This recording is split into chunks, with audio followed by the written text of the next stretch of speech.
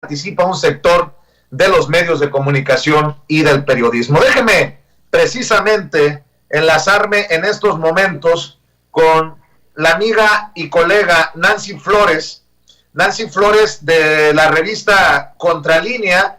Nancy Flores, quien es corresponsal de la revista, a quien ustedes han visto en diferentes ocasiones aquí en Sin Censura y también en la mañanera.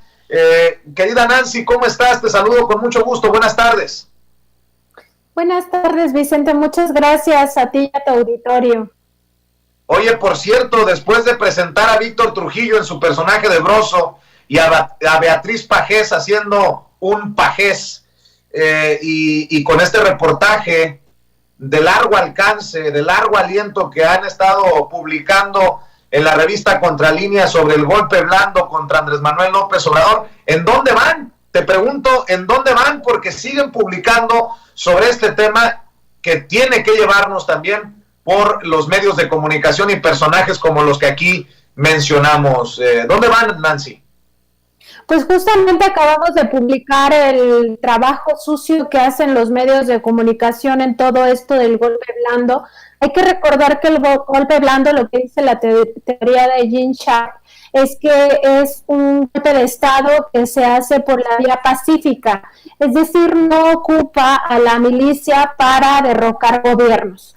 En ese sentido, bueno, lo que nosotros hemos visto a lo largo de este trabajo es que los medios de comunicación van por dos vías, es decir, la primera es el calentamiento de calle, es decir, azuzar estas causas legítimas que existen en la sociedad a partir de justamente estas supuestas críticas hacia el gobierno y decir es que este sector social tiene razón y sí la tiene, ¿no? Pero ellos inflan esa problemática y asusan a la gente para que siga saliendo a la calle y generar con ello malestar social.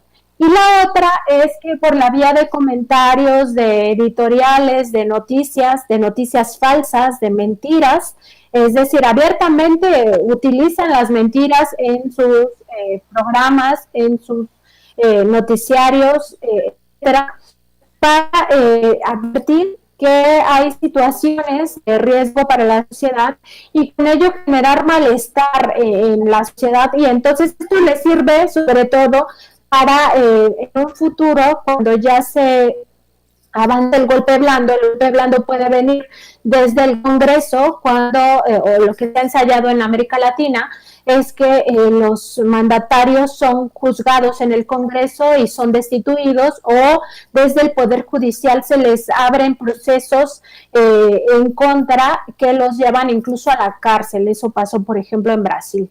Y eso, cuando eso sucede o cuando piensan que eso podría suceder en México, pues la gente esté tan enojada, tan molesta con el gobierno por todas estas serie de mentiras, de noticias sesgadas, de noticias falsas, pues ya no haya una reacción social, es decir, que la gente no defienda al gobierno legítimamente constituido, porque hay que recordar que en 2018 el presidente López Obrador ganó por una mayoría aplastante, es decir, el más cercano competidor, pues ni siquiera le alcanzaba pues a los más de 30 millones de votos que obtuvo el presidente López Obrador. Entonces, los medios de comunicación entran en el golpe blando de esta forma, es decir, van acompañando todas las estrategias del sector empresarial desde un inicio y las van acompañando, como ya decía yo, con noticias falsas, con noticias sesgadas, con mentiras, abiertas mentiras, y que generan esta incertidumbre social. Entonces, por eso vemos que les interesó mucho, por ejemplo, el tema del feminismo, cuando nunca en la vida les había importado, y entonces estaban promoviendo el año pasado, por ejemplo, el paro de las mujeres el 9 de marzo, ¿no? Y además estaban promoviendo las manifestaciones en las calles que se tornaron bastante violentas, incluso podemos recordar escenas pues muy tristes y muy lamentables donde mujeres agredían mujeres policías, ¿no? Como si hubiera mujeres de primera y mujeres de segunda, y eso no se condenaba en los medios de comunicación porque no les interesa, pero a los medios de comunicación tampoco les interesa llevar la agenda feminista, la agenda real del feminismo. Entonces ahí podemos ver que asusan movimientos legítimos que realmente no les importan. Nunca los medios han promovido, por ejemplo, que haya leyes que dignifiquen a la mujer y que le permitan tener este derecho a decidir sobre su cuerpo, que es una de las principales banderas del feminismo, ¿no? ¿Por qué? Porque los medios están en contra del aborto, porque son medios que son hipócritas. Y ahí es donde entran todos estos voceros del poder, ¿no? Porque hay que recordar que muchos de ellos están al servicio del poder económico, que hay poderes fácticos, que no solamente está el poder gubernamental, están los poderes fácticos, y el poder económico es uno de los poderes más fuertes. Y este poder fáctico, el poder económico, no es el que impuso esta vez al presidente. Es decir, el presidente no es, pues como fueron los anteriores, todos mangoneados por poder económico, no está sometido a ellos, al contrario, los está haciendo que vayan a pagar impuestos, los está haciendo que sus contrataciones sean cada vez más abiertas, más públicas, más transparentes, y en ese sentido que no haya tráfico de influencias y toda la corrupción que había en el pasado, los diezmos, los sobornos, etcétera, etcétera. Entonces ahí es donde entran los medios de comunicación y los voceros del poder. De hecho, el presidente hoy también, a planteamiento de Meme, habla de los medios que callan, van a callar sobre la consulta popular, van a callar muchas de estas voces tan vociferantes, tan críticas, tan duras contra el presidente, pero van a callar cuando se hable de la consulta popular para enjuiciar a los actores políticos del pasado. De hecho, el presidente incluso pide que se dejen de gastar a lo tonto tanto dinero en el INE y que le inviertan en la consulta, Nancy. Sí, porque justamente esta parte de que yo te hable de noticias sesgadas es lo que la agenda que ellos quieren imponer, la agenda mediática. Y si tú te das cuenta, tanto en prensa escrita como en medios electrónicos, es decir, los medios corporativos, los llamados grandes medios de comunicación, tienen prácticamente el mismo discurso, ya homogeneizado el discurso. ¿Por qué? Porque es lo que a ellos les importa. Entonces, los pocos espacios que se están dedicando a hablar sobre la consulta ciudadana del 1 de agosto, donde yo espero que los mexicanos votemos por el sí, porque sí se juzga a estos criminales que tuvimos como presidentes, es para decir que pues no sirve de nada la consulta porque los crímenes están prescritos. Ese es ya el discurso que tratan de posicionar en los pocos espacios en los que hablan del tema.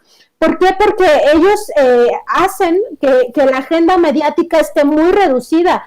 De eso ya habíamos hablado, Vicente, cuando tocamos o abordamos el tema de artículo 19. Cómo van cerrando los espacios a las voces críticas de izquierda. Entonces lo que tenemos ya es un abanico muy amplio de voces de derecha en todos los medios electrónicos y en la mayoría de medios impresos. Y eso lo que ellos hacen es censurar ciertas informaciones. Lo mismo hicieron con estas estadísticas que se hacen a nivel mundial, en donde posicionan al presidente López Obrador como uno de los mandatarios más queridos por el pueblo. Eso lo censuraron, y censuran cada cosa que no les conviene a su discurso, lo van censurando. Ahora, como no les conviene el tema de la consulta, los pocos espacios que le dedican es con esta tónica de, pues de nada sirve si todos los crímenes que cometieron o los delitos ya están prescritos. Y no hablan, por ejemplo, de los crímenes de lesa humanidad, que esos no prescriben, y de esos hay muchos ejemplos. Tan solo por citar unos, Vicente, en el caso de Salinas de Gortari está todo lo que pasó con el tema de cómo se combatió al Ejército Zapatista de Liberación Nacional en 1994, cuando se dio el levantamiento armado de los indígenas. En el caso de Cedillo hay 3 masacres, digamos, que marcan ese sexenio y por los cuales Cedillo podría ser juzgado, que es la masacre del Charco, la masacre de Acteal y la masacre de Aguas Blancas. En el caso de Vicente Fox, digamos que el caso más emblemático es San Salvador Atenco, toda la represión que sufrió la gente que se estaba oponiendo al nuevo aeropuerto de Texcoco.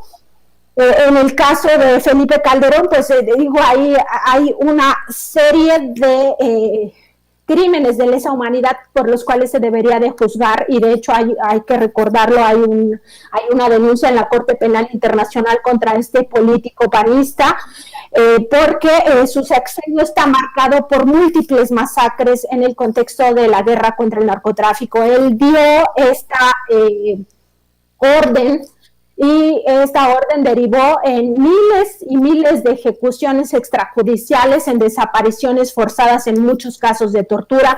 Todo eso son crímenes que no prescriben jamás. Y finalmente, bueno, en el caso de Enrique Peña Nieto, pues el caso emblemático, podríamos decir, es la desaparición forzada de los 43 estudiantes normalistas de Ayotzinapa, pero hay muchísimos más casos de crímenes de lesa humanidad y estos no prescriben. Y el discurso de los medios es precisamente callar esta otra parte de la historia. O sea, nos dicen todos los delitos del pasado ya prescribieron, y no es cierto, eso es falso. Por eso la gente tiene que pedir una rendición de cuentas, que se investigue por dos líneas. En efecto, está la línea de la corrupción, todo el saqueo desmedido que hubo en esos sexenios, pero por otro lado está la línea de los crímenes de lesa humanidad, y ahí sí que no prescribe, y ahí sí que tendrían que ir estos criminales a la cárcel. Nancy, precisamente hablando de personajes oscuros, veo cómo hoy Sósimo Camacho, tu compañero, amigo también de Sin Censura, presenta el esquema, el organigrama de cómo operaba esto de darle recursos a Carlos Romero de Champs, y es una nota que firma, un reportaje, una investigación que firma el maestro Miguel Vadillo, y te voy a pedir que lo conversemos, lo platiquemos aquí en Sin Censura, porque estoy viendo que son detalles muy fuertes, son detalles que deben de darnos una idea del tamaño del saqueo en tiempos de Enrique Peña Nieto. Y si me permites leer un poco de esto que publican ustedes en la revista Contralínea, insisto, la firma, la nota, el maestro Miguel Vadillo. Déjenme, les informo que en el gobierno de Peña Nieto, esto está muy, muy fuerte. En gobierno de Peña Nieto, Pemex entregó 20,000 millones de pesos a Carlos Romero de Champs. Esta es la diferencia entre esos que dicen que hacen periodismo y el periodismo de investigación que se publica en la revista Contralínea. 20,000 millones de pesos, y dice así lo que publica el maestro Miguel Vadillo: transferencias financieras ocurridas entre 2013 y 2018 llevan a los 20,000 millones de pesos. Tengo entendido, Nancy, tú tienes más detalles de esto que publican.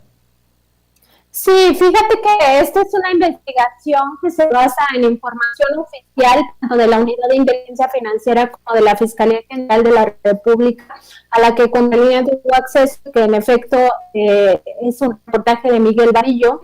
Y en esta se da cuenta, pues, justamente de todos estos tejes y manejes que se daban en el pasado, por los cuales también deberían de ser juzgados los expresidentes. En este caso, es un sindicato muy poderoso, que todavía yo considero que es el más poderoso del país, dentro del sector público, que es el Sindicato de Trabajadores de la República Mexicana, Petroleros de la República Mexicana, es decir, el sindicato de Pemex. Y se da cuenta de cómo el flujo de dinero no solamente se remite al Pemex Gate, porque tal vez todos pensamos que el caso de corrupción del Pemex Gate fue, digamos, la punta del iceberg, y eso ya quedó en el pasado, muy pasado, y no es cierto, ¿no? O sea, no se remite a los 2000, está presente a lo largo de la historia, porque este sindicato tenía muchas tecnologías en el pasado, a tal grado de que en el gobierno de Peña Nieto se le entregaron promedio 3,300 millones de pesos al año, una cantidad, Vicente, que yo creo que ni tú ni yo vamos a ver jamás en la vida. Ni siquiera tenemos una idea de cuántos billetes significa esta cantidad. Pues imagínate, 3,300 millones de pesos. ¿de qué estamos hablando? Y todo este dinero se le da al sindicato pues por diversas vías, ¿no? Pero al final se ocupa de una forma patrimonial. Y el problema con el sindicato de Pemex no solamente es eso, ni cómo se utiliza después en esas investigaciones, lo que nosotros hemos estado dando cuenta, y todavía falta la última parte donde se va a hablar de el destino de estos recursos, es cómo se gasta. Es decir, viven vidas de gente que nosotros no hemos visto porque se ha documentado. Parece que hay problemas con el audio, perdón, que se ha ido documentando. ¿Sí me escuchan? Sí, y si me permites, déjame leer un poco del reportaje mientras corregimos cualquier falla que haya con el audio, mi querida Ceci, mi querida Nancy. Lo que publica el maestro Miguel Vadillo es que en el gobierno de Peña Nieto, Pemex entregó 20,000 millones a Carlos Romero de Champs.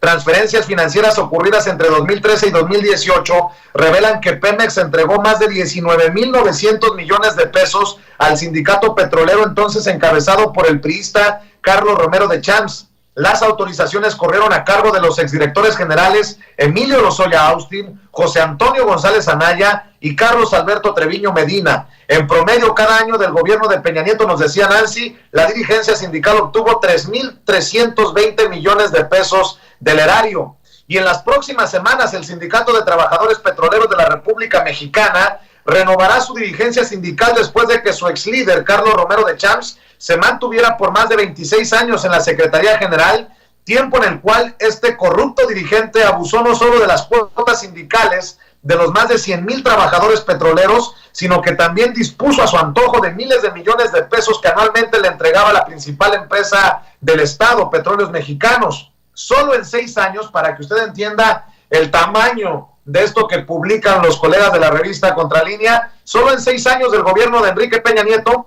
los 3 directores generales que tuvo Pemex, Emilio Lozoya Austin del 2012 al 2016, José Antonio González Anaya 2016-2017 y Carlos Alberto Treviño Medina 2017-2018, dispusieron de recursos del Estado y transfirieron al sindicato petrolero 19,930,255,048 pesos con 82 centavos. Esto significa que ese gobierno priista le entregaba anualmente en promedio 3,320 millones de pesos a la dirigencia sindical.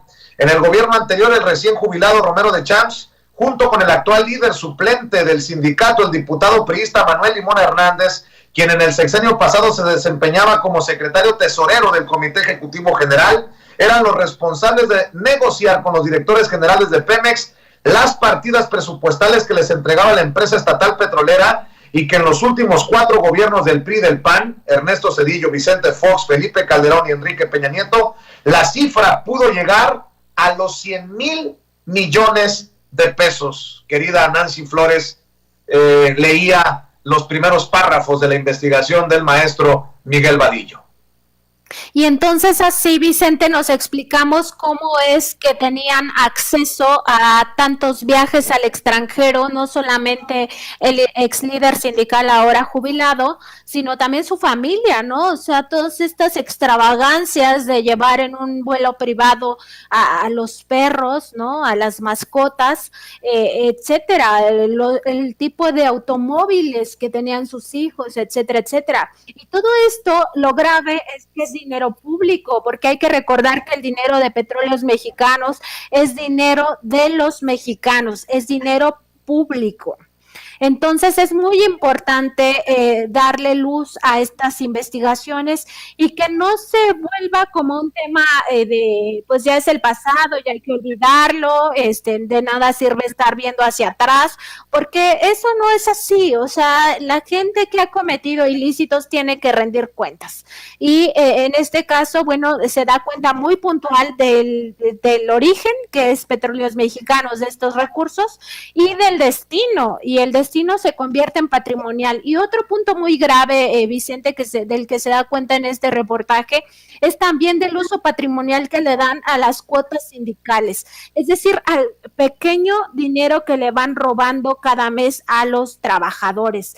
Los trabajadores sindicalizados están obligados a entregar esas cuotas sindicales y acaban en la misma bolsa que es, digamos, manejada de una forma turbia por toda la cúpula sindical. O sea, no solamente es Carlos Romero de Champs, sino el resto de la cúpula sindical, la que se va volviendo rica a partir de estos recursos, tanto de Petróleos Mexicanos como de los trabajadores, esquilmando a miles y miles de trabajadores de Petróleos Mexicanos.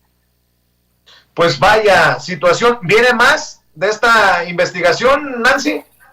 Sí, vamos a publicar ahora sí toda esta ruta de dinero, toda esta infografía grandísima a la que tuvimos acceso y vamos a dar cuenta de parte de hacia dónde se fue. En esta parte que ya estamos publicando se habla de los viajes, pero no solamente están los viajes, están compra de de bienes inmuebles, está diversos gastos, ¿no? Hay que recordar que a este ex líder sindical le gustaba traer hasta relojes carísimos, joyas, etcétera, etcétera. Entonces se va a dar cuenta en el siguiente reportaje de quiénes son los beneficiados de su familia y de otros líderes sindicales. Muy bien, pues ¿dónde va a encontrar la gente que nos está viendo, las más de 15,000 personas conectadas en vivo y en directo en nuestros canales? ¿En dónde encuentran la información sobre estas notas y estas investigaciones, estos temas que hemos abordado, querida Nancy? ¿Y en dónde te apoyan en redes sociales? Gracias, Vicente. Es en www.contralinea.com.mx. La red social de la revista es @contralinea en Twitter. Y a mí en Twitter también me encuentran como Nancy-contra. Muchas gracias, Vicente, por el espacio y por tu apoyo. Y gracias también a tu audiencia y a tu equipo. Claro que sí. Salúdanos, por favor, al valiente, siempre valiente Sósimo Camacho y obviamente al maestro Miguel Vadillo. Un abrazo, Nancy Flores. Un abrazo a ustedes también, Vicente. Muchas gracias. Bueno, vámonos.